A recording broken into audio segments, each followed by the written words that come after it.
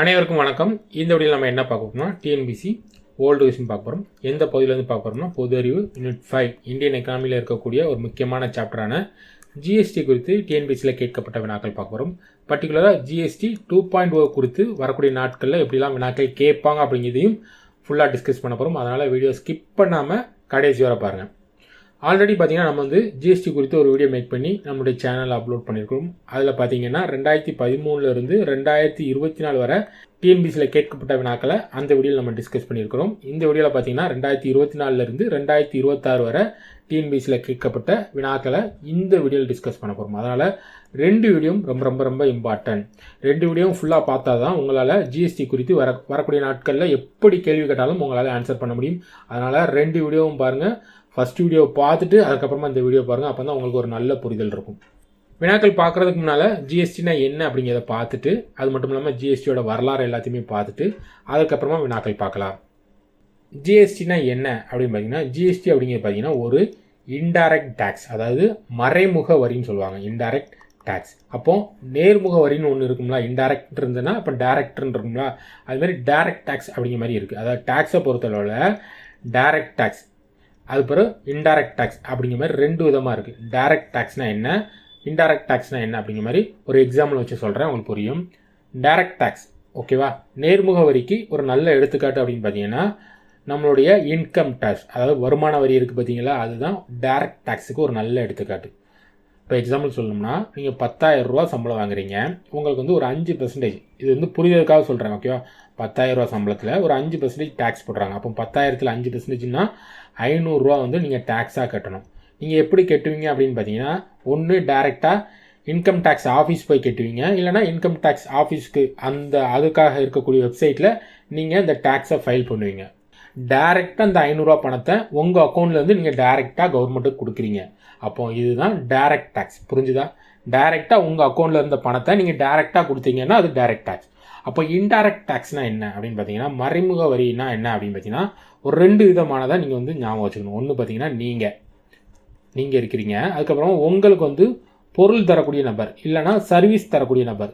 Example வச்சே சொல்கிறேன்னா, இப்போது நீங்கள் வந்து இன்றைக்கி காலையில் ஒரு 100 ரூபாய்க்கு சாப்பிட்ருக்கீங்க, ஹோட்டலில் 100 ரூபாய்க்கு சாப்பிட்ருக்கீங்க.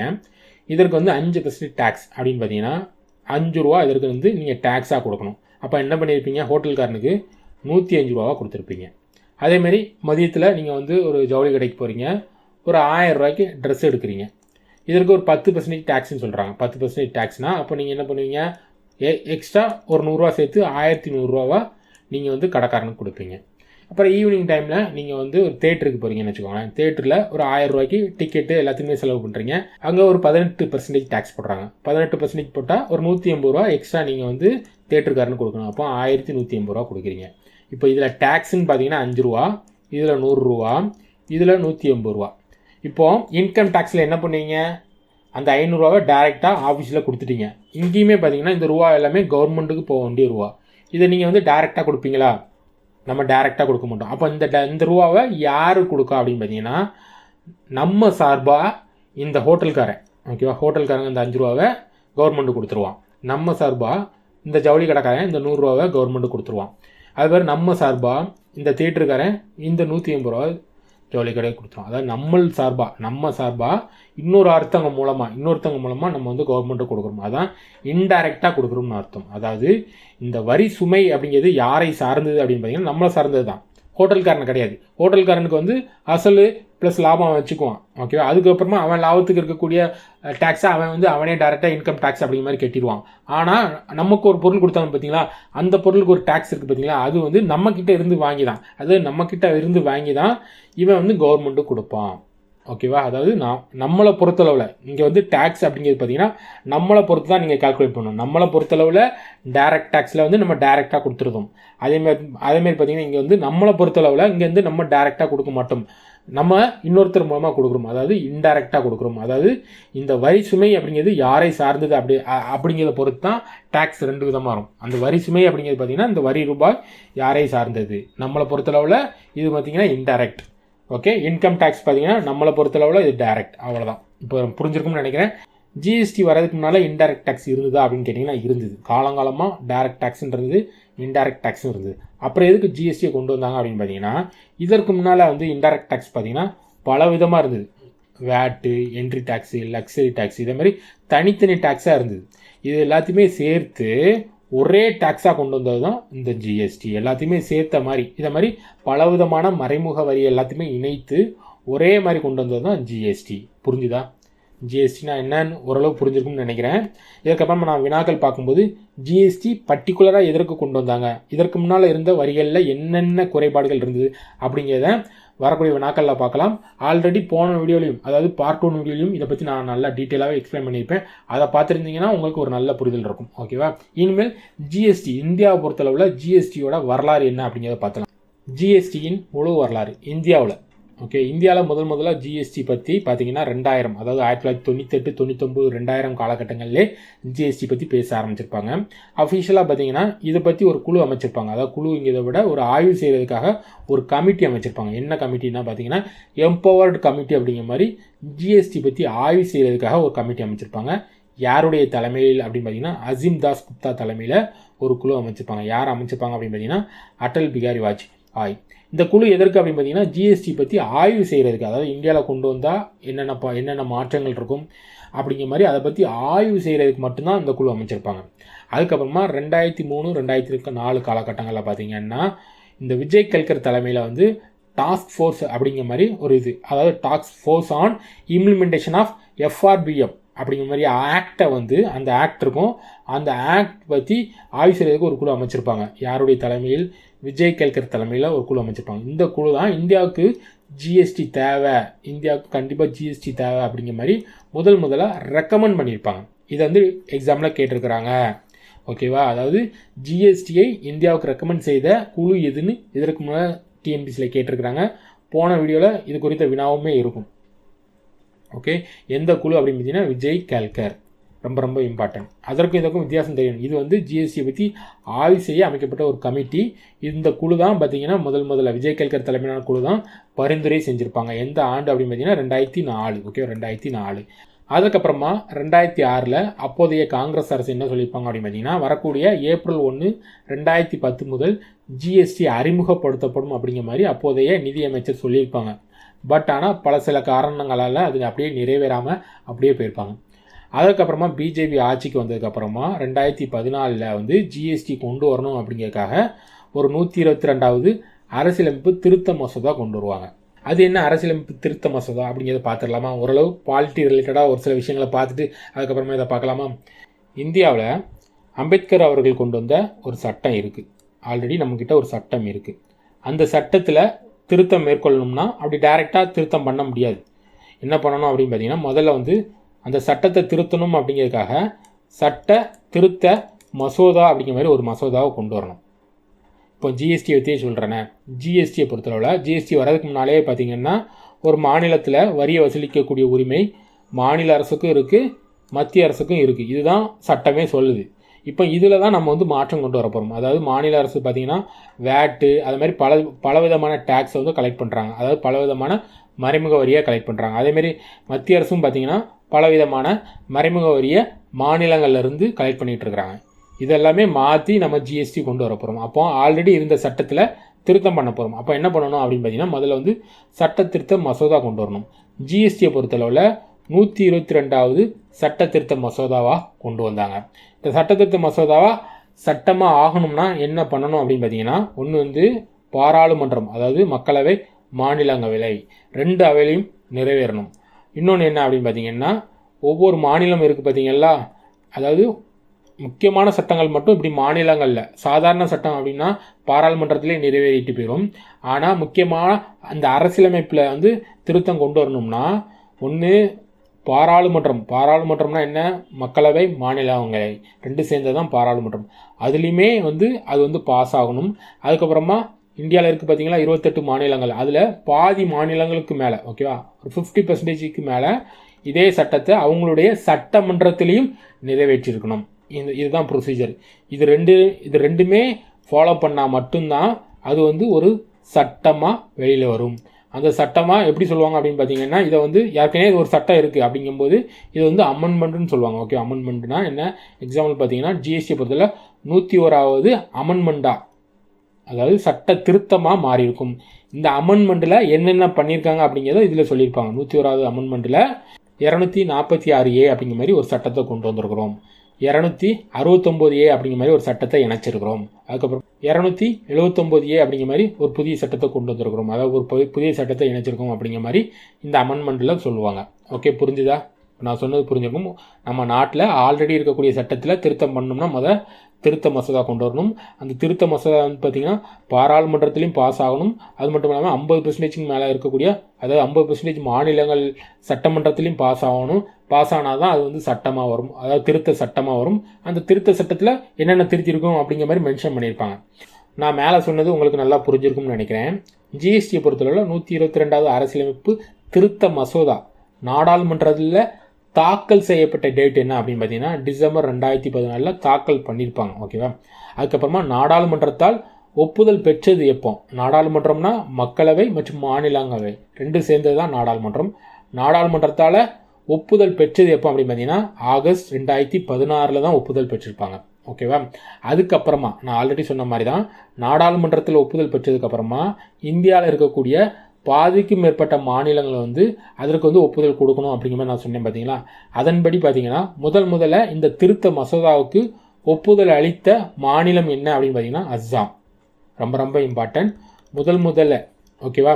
இந்த திருத்த மசோதா பார்த்தீங்கன்னா தமிழ்நாட்டில் வந்து ஒப்புதலே பெறலை. ஏன்னு பார்த்தீங்கன்னா அப்போதைய ஜெயலலிதா பார்த்தீங்கன்னா இதனால் எங்களை மாதிரி டெவலப்பான ஸ்டேட்டுக்கு வந்து பார்த்திங்கன்னா நிறைய இழப்பு தான் ஏற்படும். அதாவது அப்ராக்சிமேட்டாக ஒரு 9300 கோடி கிட்ட எங்களுக்கு இழப்பு ஏற்படும் அப்படின்னு சொல்லி அப்போதைய முதல்வர் பார்த்தீங்கன்னா இதற்கு வந்து ஒப்புதல் அளிக்க மறுத்துட்டாங்க. ஆனால் பாதிக்கும் மேற்பட்ட, அதாவது அஸ்ஸாம் அதே மாதிரி குஜராத் ஒரு சில மாநிலங்கள், அதாவது 15க்கும் மேற்பட்ட மாநிலங்கள் வந்து இதற்கு ஒப்புதல் கொடுத்ததால் அது வந்து அதற்கு அப்புறமா அரசியல் திருத்த சட்டமாக மாறிட்டு.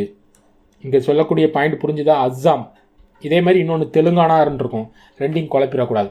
ஏன்னு பார்த்தீங்கன்னா ஜிஎஸ்டி ரிலேட்டடாக நீங்கள் மாடல் கொஸ்டின் பார்த்தீங்கன்னா அதில் வந்து என்ன பொதுவாக என்ன சொல்லியிருப்பாங்க அப்படின்னு பார்த்தீங்கன்னா முதல்ல ஜிஎஸ்டிக்கு வந்து ஒப்புதல் கொடுத்த மாநிலம் என்ன அப்படிங்கிற மாதிரி கொடுத்துட்டாங்க, பொதுவாக கொடுத்துட்டாங்க.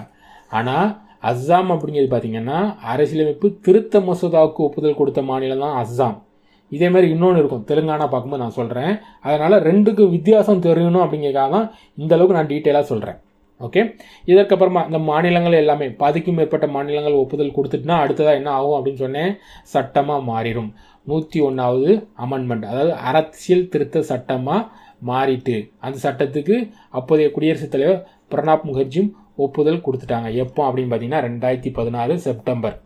இங்கே கொடுத்துருக்க டேட்டெல்லாம் முக்கியம் கிடையாது, உங்களுக்கு ஓரளவு காலவரிசைப்படி, அதாவது அந்த வரிசையாக இருக்கணும் அப்படிங்கிறதுக்காக தான் கொடுத்துருக்குறேன். மேக்ஸிமம் அந்த டேட்னால் கேட்க வாய்ப்புகள் ரொம்ப குறைவு தான். உங்களுக்கு இதை பற்றி ஜிஎஸ்டி பற்றி ஒரு நல்ல புரிதல் வேணும் அப்படிங்கிறதுக்காக தான் இவ்வளோ டீட்டெயிலாக நான் சொல்லிகிட்டு இருக்கிறேன். ஓகே, அதுக்கப்புறமா நான் ஆல்ரெடி சொன்ன மாதிரி இந்த திருத்த சட்டம், ஓகேவா? இந்த திருத்த சட்டத்தில் ஒரு சில சட்டங்களை சேர்ப்பாங்க அப்படின்னு சொன்னேன் பார்த்தீங்களா. என்னென்ன சட்டம்? 246A அப்படிங்கிறத திருத்திருப்பாங்க. இந்த 246A அப்படிங்கிறது என்ன அப்படின்னு பார்த்தீங்கன்னா மத்திய மற்றும் மாநில அரசுகளுக்கு ஜிஎஸ்டி வரியை விதிக்க சம அதிகாரம் வழங்கப்பட்டது. அதாவது மாநிலங்கள் அளவில் இந்த வரியை விதிக்க அதிகாரம், ரெண்டுக்கும் சமமான அதிகாரம் இருக்குன்னு எது சொல்லுது அப்படின்னு பார்த்தீங்கன்னா 246A.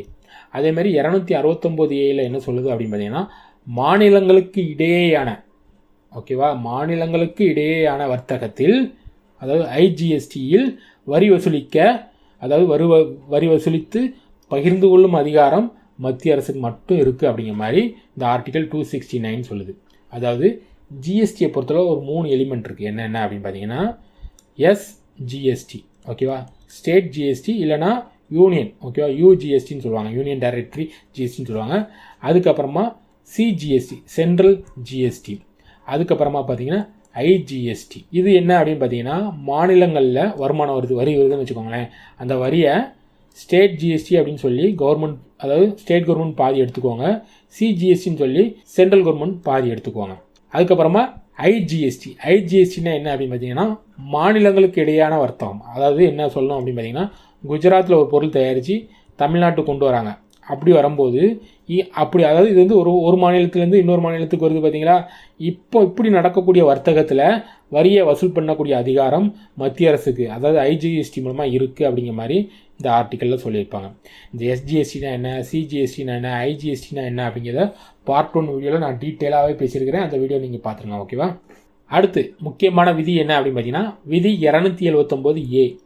டிஎன்பிசியில் திரும்ப கேட்டிருக்காங்க. 279A இங்கிறது எதை பற்றி குறிப்பிடுது அப்படிங்கிற மாதிரி திரும்ப கேட்டிருக்காங்க. 279A அப்படிங்கிறது எதை பற்றி சொல்லுது அப்படின்னு பார்த்தீங்கன்னா ஜிஎஸ்டி கவுன்சில், அதாவது அரசமைப்பில் சேர்க்கப்பட்ட புதிய விதி 279A படி குடியரசுத் தலைவரால் ஜிஎஸ்டி கவுன்சில் அமைக்க உத்தரவிடப்பட்டது. எப்போ அப்படின்னு பார்த்தீங்கன்னா 12 செப்டம்பர் 2016. ஓகேவா. அதுக்கப்புறம் முதல் ஜிஎஸ்டி கவுன்சில் எப்போ நடந்திருக்கும் அப்படின்னு பார்த்தீங்கன்னா 22-23 செப்டம்பர் 2016 நடைபெற்றிருக்கும். அடுத்தது முக்கியமானது என்ன அப்படின்னு பார்த்தீங்கன்னா நாடாளுமன்ற மக்களவையில் மத்திய ஜிஎஸ்டி மசோதா ரொம்ப இம்பார்ட்டன்ட். ஓகேவா. இதற்கு முன்னால் பார்த்தது பார்த்தீங்கன்னா சட்ட திருத்த மசோதா எப்போ வந்து தாக்கல் பண்ணாங்க, எப்போ ஒவ்வொரு மாநிலங்கள் அப்ரூவ் பண்ணுது அப்படிங்கிற மாதிரி பார்த்துட்டோம். அதை பற்றி இதுவரை டிஎன்பிசியில் கேட்டதில்லை. என்ன கேட்டிருக்காங்க அப்படின்னு பார்த்தீங்கன்னா பொதுவாக ஜிஎஸ்டி மசோதா எப்போ நாடாளுமன்றத்தில் வெற்றிகரமாக நிறைவேற்றப்பட்டது அப்படிங்கிறத திரும்ப கேட்டிருக்கிறாங்க. ஓகேவா. அது வேற இது வேற. அது வந்து பார்த்தீங்கன்னா திருத்தம் பண்ணணும் அப்படிங்கக்கூடிய மசோதா. அதுக்கப்புறமா என்ன சட்டத்தில் திருத்தம் பண்ணணும் அப்படிங்கிறது பார்த்தீங்கன்னா 101வது அமெண்ட்மெண்ட்டு. அதுக்கப்புறமா என்னென்ன பண்ண போகிறோம், இதுதான் ஜிஎஸ்டியோட சட்டங்கள் அப்படிங்கிற மாதிரி ஜிஎஸ்டி மசோதா அப்படிங்கிறது வேறு. மூணையும் போட்டு குழப்பிடக்கூடாது. ஒன்று திருத்த மசோதா, இன்னொன்று பார்த்தீங்கன்னா சட்ட திருத்தம், என்னென்ன ஆர்டிக்கலில் திருத்தம் பண்ண போகிறோம், அதாவது அதில் என்ன சொல்லியிருப்பாங்கன்னா மத்திய அரசுக்கும் மாநில அரசுக்கும் சம உரிமை இருக்குது அப்படிங்கிற மாதிரி அதை மட்டும் சொல்லியிருப்பாங்க. அதுக்கப்புறம் ஜிஎஸ்டி கவுன்சில் அது எல்லாமே வேறு. அதுக்கப்புறமா இந்த ஜிஎஸ்டி மசோதாவில் தான் என்ன சொல்லியிருப்பாங்க அப்படின்னு பார்த்தீங்கன்னா சிஜிஎஸ்டி, ஐஜிஎஸ்டி, யூடி ஜிஎஸ்டி, அது மட்டும் இல்லாமல் காம்பன்சேஷன் ஆக்ட் அப்படிங்கிற மாதிரி பலவிதமான ஜிஎஸ்டி சட்டங்கள் எப்போ வந்து மசோதாவாக தாக்கல் செய்யப்பட்டிருக்கும் அப்படின்னு பார்த்தீங்கன்னா 27 மார்ச் 2017 தாக்கல் செய்யப்பட்டிருக்கும். எப்போ அது வந்து வெற்றிகரமாக நிறைவேற்றப்பட்டது அப்படின்னு பார்த்தீங்கன்னா 29 மார்ச் 2017. இது வேற அது வேற. இதை தான் திரும்ப கேட்டிருக்கிறாங்க. கொஸ்டின் எப்படி கேட்குறாங்க அப்படிங்கிறத தெளிவாக பார்த்துக்கணும். ஓகேவா. அதாவது ஜிஎஸ்டி சட்டங்கள் இல்லைனா ஜிஎஸ்டி மசோதா அப்படின்னு கேட்டாங்கன்னா அதற்கான ஆன்சர் இது தான். அதற்கப்புறமா நான் ஆல்ரெடி சொன்ன மாதிரி அஸ்ஸாம் மாதிரி தெலுங்கானா இருக்குது அப்படின்னு சொன்னேன் பார்த்தீங்களா. தெலுங்கானா தான் நாட்டில் முதல் மாநில ஜிஎஸ்டியை கொண்டு வந்திருப்பாங்க. அதாவது திருத்த மசோதா முதல்ல ஏற்றுக்கொண்டது அப்படின்னு பார்த்தீங்கன்னா அஸ்ஸாமு. அதுக்கப்புறமா நாடாளுமன்றத்தில் இதை கொண்டு வந்துட்டாங்க. இதை கொண்டு வந்ததுக்கப்புறமா ஒவ்வொரு மாநிலமும் என்ன பண்ணும் அப்படின்னு பார்த்தீங்கன்னா அவங்களுடைய மாநிலத்தில் இருக்கக்கூடிய டேக்ஸை வந்து ஆல்ரெடி ஒரு டேக்ஸ் வாங்கிட்டு இருப்பாங்க பார்த்தீங்களா, அந்த டேக்ஸை மாற்றி இதே மாதிரி மாநில ஜிஎஸ்டின்னு சொல்லக்கூடிய எஸ்ஜிஎஸ்டி சட்டத்தை ஒவ்வொரு மாநிலத்திலுமே நிறைவேற்றணும். தமிழ்நாட்டில் எப்போ தமிழ்நாடு ஜிஎஸ்டி சட்டம் கொண்டு வந்திருப்பாங்க அப்படின்னு பார்த்தீங்கன்னா ஜூன் 19, 2017. இதுவரை டிஎன்பிசியில் கேட்டதில்லை, வரக்கூடிய நாட்களில் கேட்கலாம். நான் ஆல்ரெடி சொன்னேன் திருத்த மசோதாவை அப்போதைய ஜெயலலிதா வந்து மறுத்திருப்பாங்க. நான் சொன்னேன்னா அது வந்து மாட்டேன் அப்படிங்கிற மாதிரி சொல்லியிருப்பாங்க. ஆனால் பாதிக்கும் மேற்பட்ட மாநிலங்கள் வந்து அதுக்கு வந்து ஓகே சொன்னதால் அது வந்து சட்டமாக மாறிட்டு அதற்கப்புறமா இதை வந்து நம்ம மறுக்க முடியாது. ஏன்னு பார்த்தீங்கன்னா இது வந்து ஆல்ரெடி சட்டம் ஆயிட்டு அப்படிங்கிறதால நீங்கள் கண்டிப்பாக சட்டமன்றத்தில் நிறைவேற்றியே ஆகணும். அப்போ 2017 அப்போ இருந்து எடப்பாடி அவர்கள் வந்து பார்த்தீங்கன்னா இந்த தமிழ்நாடு சட்டமன்றத்தில் தமிழ்நாடு ஜிஎஸ்டி சட்டம் அப்படிங்கிற மாதிரி ஒரு சட்டத்தை கொண்டு வந்து வெற்றிகரமாக நிறைவேற்றிருப்பார். ஓரளவு புரிஞ்சிருக்கும்னு நினைக்கிறேன். புரியலைன்னா இந்த வீடியோ ஒரு டைம் ரீவைண்ட் பண்ணி பாருங்கள். ஓகேவா. அதுக்கப்புறமா எப்போ முதலாக ஜிஎஸ்டி அமுல்படுத்தப்பட்டது அப்படின்னு பார்த்தீங்கன்னா ஜூலை 1, 2017. இதுவும் டிஎன்பிசியில் திரும்ப கேட்டிருக்கிறான். ஓகேவா.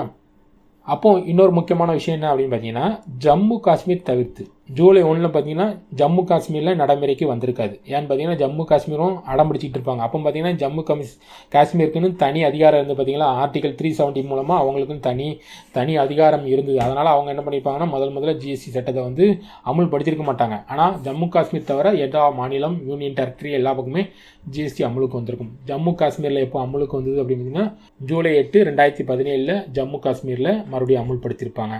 இப்போ ரீசெண்டாக ஓகேவா இதுவரை பார்த்தீங்கன்னா கிட்டத்தட்ட 55 மீட்டிங் நடந்திருக்கு.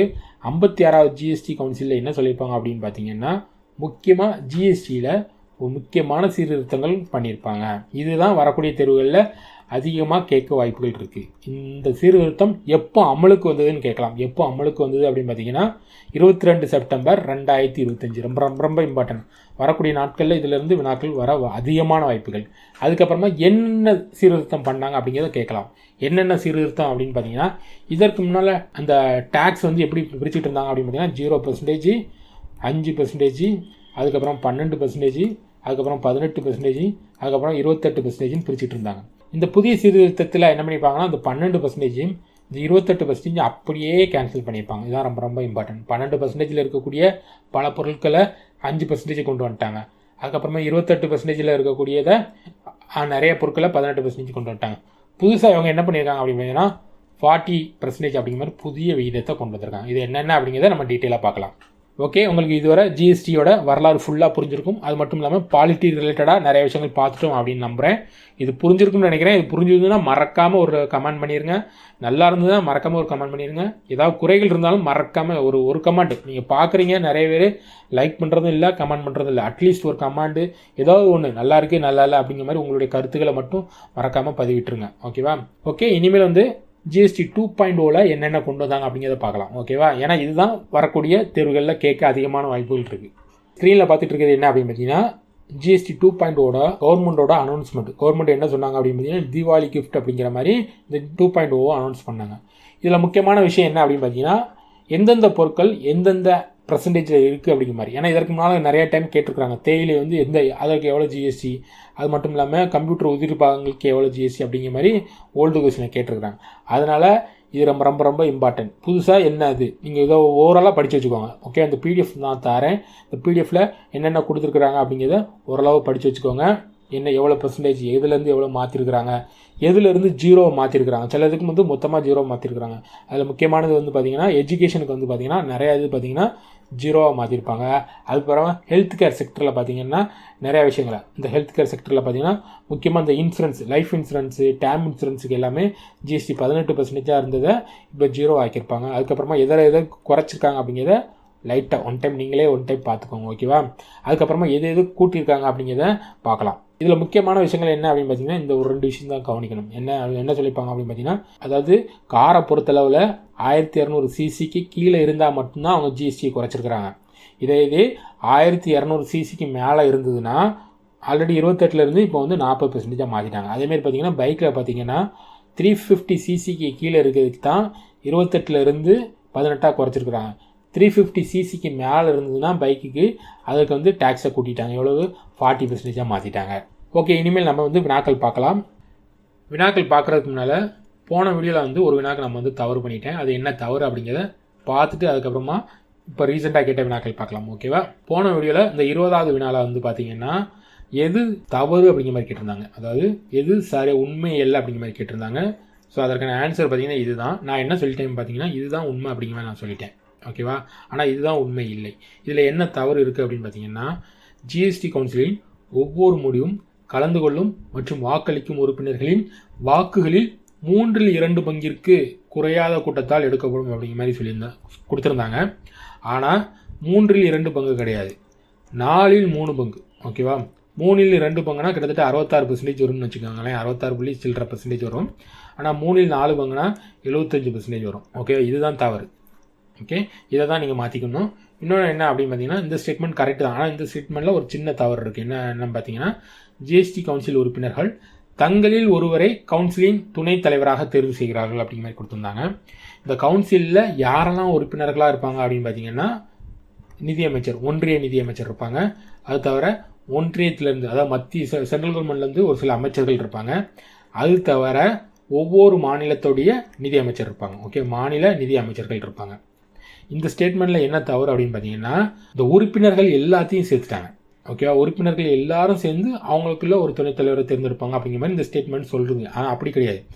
மாநிலங்களில் இருக்காங்க பார்த்தீங்களா நிதியமைச்சர்கள், 28 மாநில நிதியமைச்சர்கள் இருக்காங்க பார்த்தீங்களா, அவங்க தான் தங்களுக்குள்ள ஒரு துணைத் தலைவரை தேர்வு செய்வார்கள். அப்படின்னு பார்த்தீங்கன்னா இந்த ஸ்டேட்மெண்ட் பாதி கரெக்டு பாதி தவறு. டிஎன்பிசியை பொறுத்தளவில் இது கரெக்டுன்னு தான் கொடுத்துருந்தாங்க.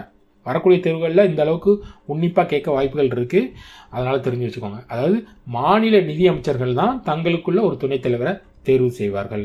அடுத்தது, ஜிஎஸ்டி கவுன்சிலின் மொத்த உறுப்பினர்களின் எண்ணிக்கையில் பாதி பேர் அதன் கூட்டத்தில் குறைந்த எண்ணிக்கையிலான நபரை பங்கு பெறுவார். இது தமிழில் கொஞ்சம் ஒரு மாதிரி குழப்புற மாதிரி கொடுத்துருக்குறாங்க. என்ன அப்படின்னு பார்த்தீங்கன்னா இதில் என்ன சொல்ல வராங்க அப்படின்னு பார்த்தீங்கன்னா, ஒரு கவுன்சிலில் ஒரு மீட்டிங் நடக்குன்னு வச்சுக்கோங்களேன், வெறும் 10 பேரை வச்சு மட்டும் அது மீட்டிங் நடந்தது, அந்த 10 பேரை வச்சுக்கிட்டு மட்டும் ஒரு புதுசாக ஒரு பொருளை வந்து நாங்கள் வந்து ஜிஎஸ்டியில் கொண்டு வந்திருக்கோம் அப்படிங்கிற மாதிரி சொல்ல முடியாது.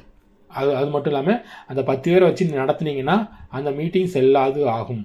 அப்போ 50 பேர், கிட்டத்தட்ட பாதிக்கு மேற்பட்ட உறுப்பினர்கள் கலந்து கொண்டால் மட்டும்தான் அந்த மீட்டிங்கோட கோரம் அப்படின்னு சொல்லுவாங்க. கோரம்னா என்ன அர்த்தம் அப்படின்னு பார்த்தீங்கன்னா, அந்த மீட்டிங் வந்து செல்லுபடி ஆகும் அப்படிங்கிற மாதிரி சொல்லுவாங்க. அப்போ அந்த மீட்டிங் நடத்துறதுக்கான ப்ரொசீஜர்னால் என்ன அப்படின்னு பார்த்தீங்கன்னா, குறைஞ்சது 50% உறுப்பினராவது அந்த மீட்டிங்கில் கலந்து கொள்ளணும்.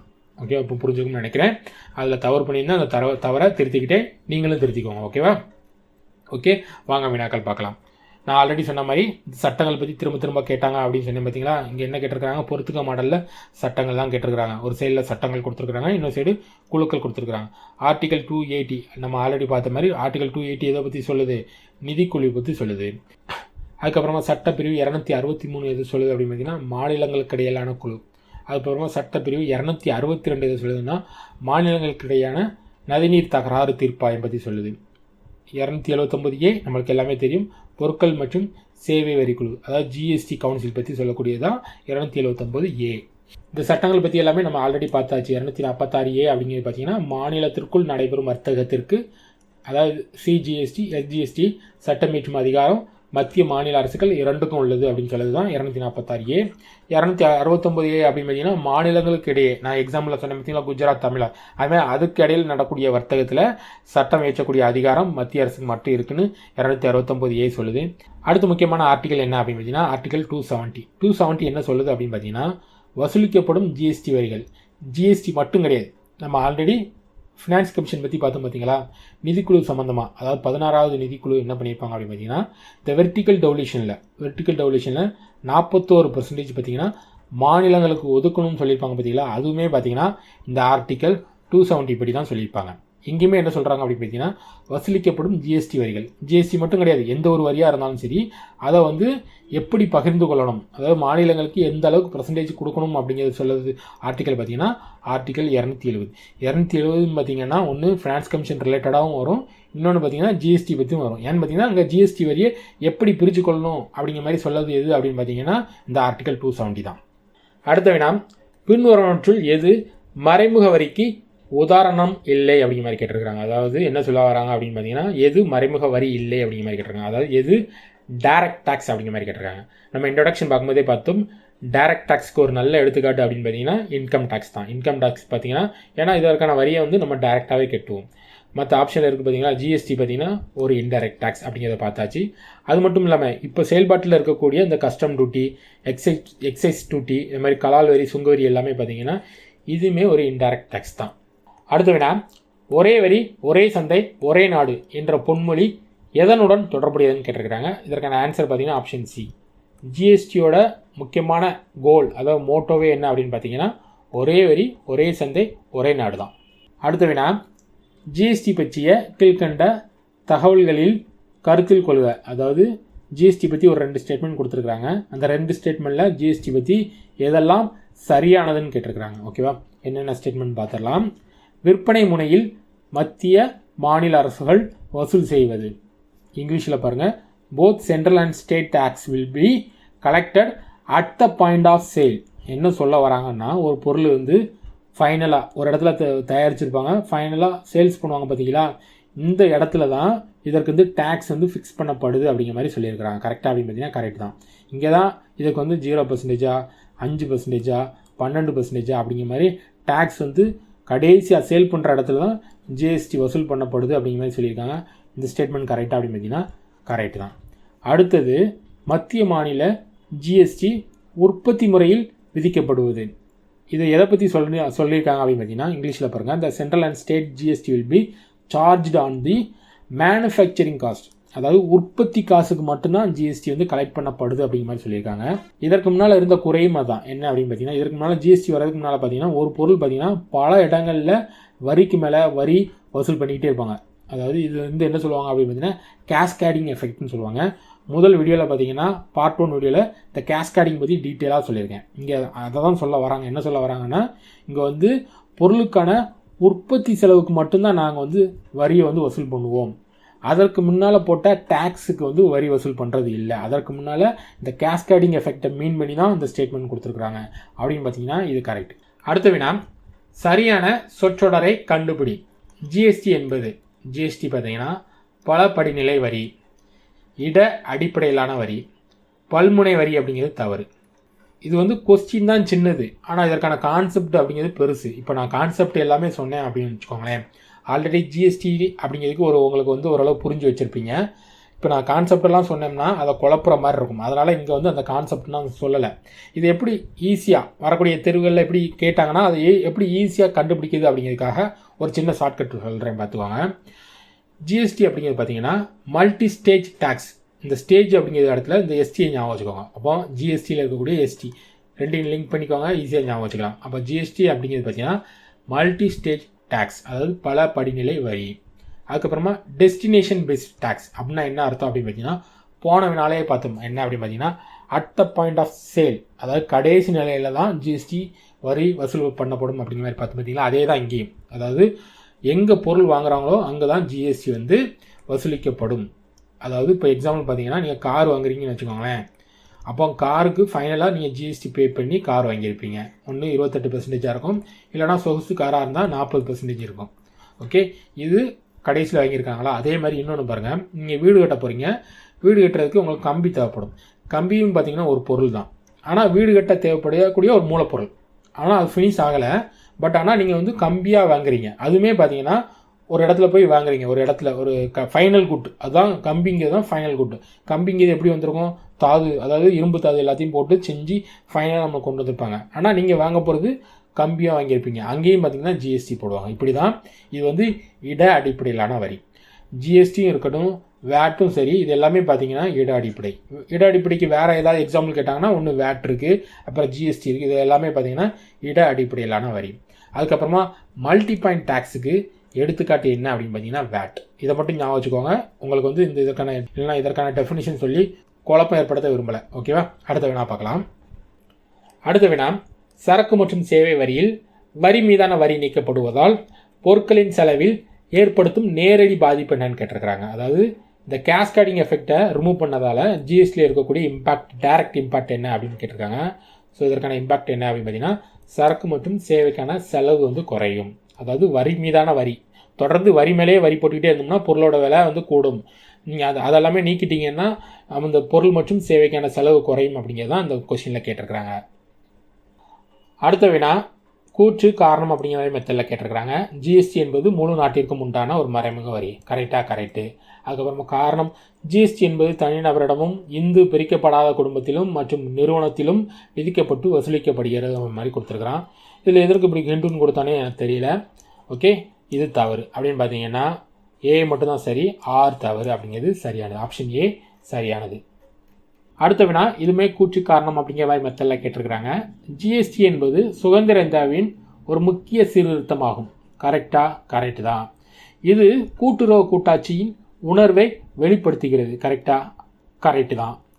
அதற்கான காரணம் என்ன சொல்லியிருக்காங்க அப்படின்னு பார்த்தீங்கன்னா, இது ஜிஎஸ்டி கவுன்சிலால் நிர்வகிக்கப்படுகிறது.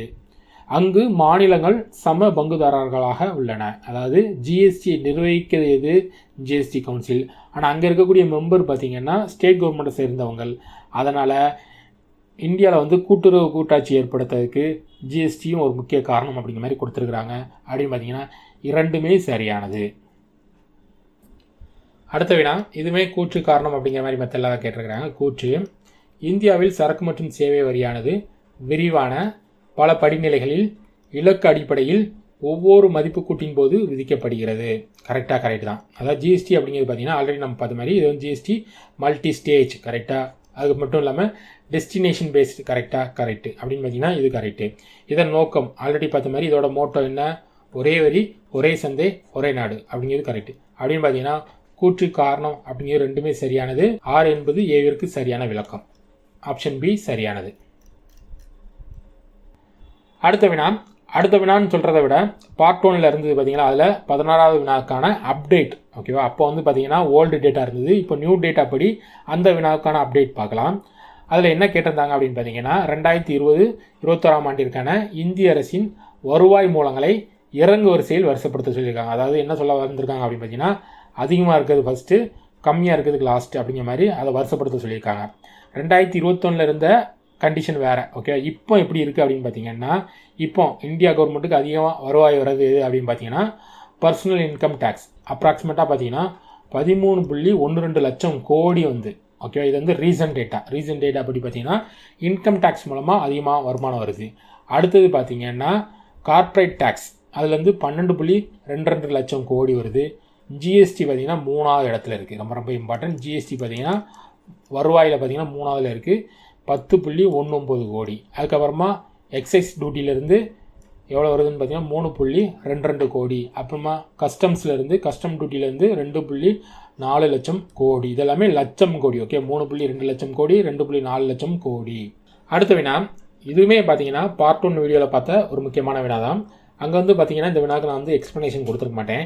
எக்ஸ்ப்ளனேஷன் கொடுக்கணும் அப்படிங்கிறக்காக தான் இந்த வினா இங்கே அட்டாச் பண்ணியிருக்கிறேன். ஓகேவா, பின்வருவனவற்றில் எது சரக்கு மற்றும் சேவை வரியின் இயல்பு இல்லைன்னு கேட்டிருக்கிறாங்க. ஸோ இதற்கான ஆன்சர் பார்த்தீங்கன்னா டி, தயாரிப்பாளர்கள் வாங்கும் மூலப்பொருட்கள் மீது வரி கிடையாது அப்படிங்கிறது தவறானது. ஓகே, மற்றது எல்லாமே சரியானது. என்னென்ன சரி அப்படிங்கிற பார்க்கலாம். Tax on supply of goods and services, இது பொருட்கள் மற்றும் சேவைகளின் அளிப்பின் மீது விதிக்கப்படுகிறது, கரெக்டு. அடுத்தது இது வந்து சிங்கிள் டேக்ஸ், கரெக்ட். ஓகே, இது வந்து சிங்கிள் பாயிண்ட் டேக்ஸ், கரெக்டு. அடுத்தது பார்த்தீங்கன்னா input tax credit is available, ரொம்ப ரொம்ப முக்கியமானது. இந்த வார்த்தைக்காக தான் இந்த வினாவை இங்கே அட்டாச் பண்ணியிருக்கேன். வரக்கூடிய நாட்களில் இந்த வார்த்தையை அப்படியே மென்ஷன் பண்ணி வினாக்கள் இடம் வரலாம். Input tax credit is available, உள்ளீடுகளின் மீதான வரி வரம்பு இதில் உள்ளது. அப்படின்னா என்ன? இன்புட் டேக்ஸ் கிரெடிட்னா என்ன அப்படின்னு பார்த்தீங்கன்னா, நம்ம வந்து கேஸ்கேடிங் எஃபெக்ட் அப்படிங்கிற மாதிரி ஒன்று சொன்னோம் பார்த்தீங்களா, வரி மீதான வரி விதிக்கிறது. அப்படி வரி விதிக்கிறதால பொருளுடைய விலை கூடிரும் அப்படிங்கிற மாதிரி நம்ம பார்த்தோம் பார்த்தீங்களா, அதை தடுக்கிறதுக்காக கொண்டு வரப்பட்டது தான் இந்த இன்புட் டேக்ஸ் கிரெடிட்ஸ். ஓகேவா, இன்புட் டேக்ஸ் கிரெடிட்னா என்ன அப்படிங்கிறத ஒரு எக்ஸாம்பிள் மூலமாக நான் சொல்கிறேன். இப்போ வந்து ஒருத்தர் வந்து மேனுஃபேக்சர் இருக்காரு, இவர் வந்து ஒரு வாட்டர் பாட்டில் செய்ய போகிறாரு. அப்போ இவருக்கு வந்து மூலப்பொருட்கள் தேவைப்படும்லாம், இவர் வந்து மூலப்பொருட்கள் வந்து இன்னொருத்தர்கிட்ட வாங்குறாரு.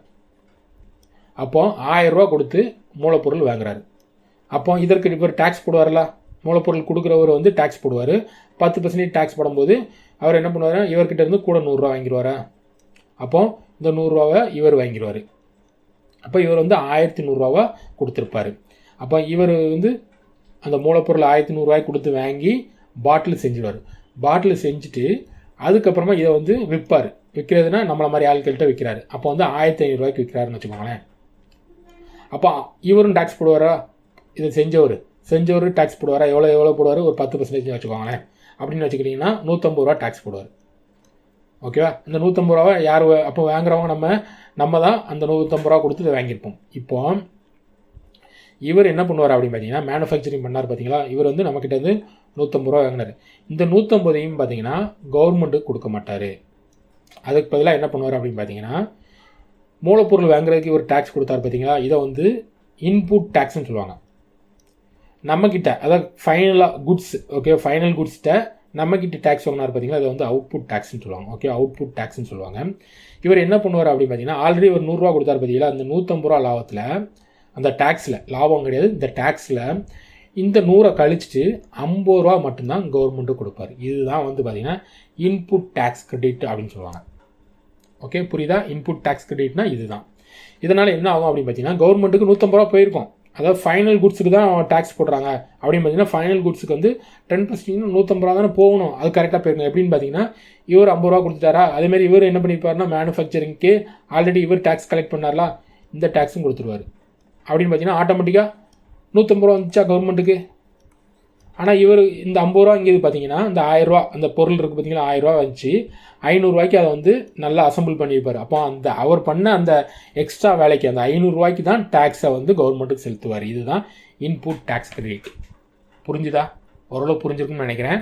அதாவது இன்புட் டேக்ஸ் கிரெடிட்னா என்ன அப்படின்னு பார்த்தீங்கன்னா, அவர் ஆல்ரெடி கொடுத்த டேக்ஸு, ஓகேவா, ஆல்ரெடி அந்த கொடுத்த டேக்ஸை கழிச்சிட்டு தான் கவர்மெண்ட்டுக்கு வந்து சப்மிட் பண்ணுவார். இதனால் என்ன ஆயிடுதுன்னு பார்த்தீங்கன்னா, டேக்ஸ் மேலே டேக்ஸ் போடுறது தவிர்க்கப்பட்டிருக்கும்.